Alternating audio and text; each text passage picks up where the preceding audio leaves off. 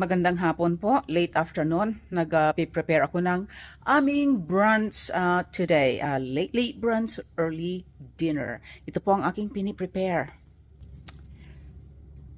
Shrimp and avocado salad po ito, no? So, meron akong inilatag na mga lettuce dyan. Naghiwa na rin ako ng tomatoes at saka red onions. Ngayon naman ay hinihiwa ko ang aking cucumber at ililayer ko lamang po. Alright, so antabayanan. At iyan, inilagay ko ng aking cucumber on both sides. Ilalagay ko ang aking shrimps dito sa gilid. At saka konti lang dito. Shrimps dito. At saka dito. Tapos maglagay din tayo ng avocado. Ayan po, inilagay ko na yung avocado ko. Wala na sa direksyon dahil ako ay gutom na. Kaya ilagay na po natin ang ating shrimp dyan. Ito po ang aking shrimps. Niluto ko na po muna yan bago ko ako nag-prepare ng ibang mga ingredients ang ating mga gulay.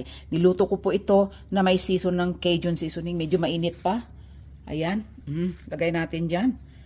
At ako talagang gutom na gutom ako. Maghapon ako. Dami kong ginawa maghapon. Kaya ayan, sige.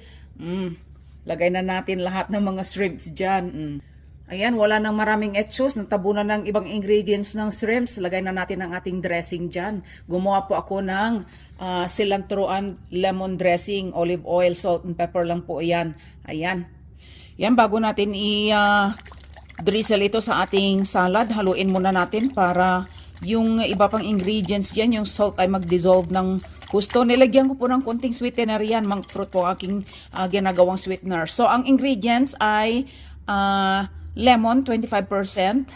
Ayan. Tapos, ang iyong olive oil is 75%. So, 3 in 1. Kung kayo ay magtatakal, 3 in 1.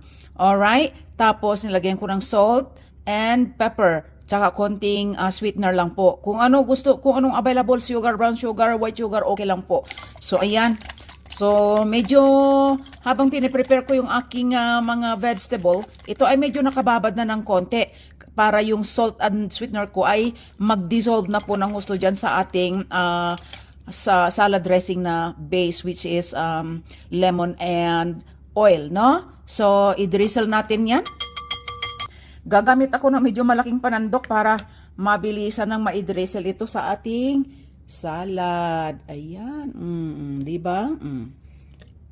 Yan. Kasarap nito. Summer na summer po ang dating nito. Summer na summer kasi cilantro ang dressing natin. Cilantro lemon dressing. Maraming salamat ang tabayanan ng aming pagkain nito. So, ito na po ang plate ni Habi. Ayan, badado. Oh, this looks so gorgeous, all fresh. Yeah, all fresh. I know the shrimp is yummy. This is I would say a Mediterranean style salad. Is that right? Yes.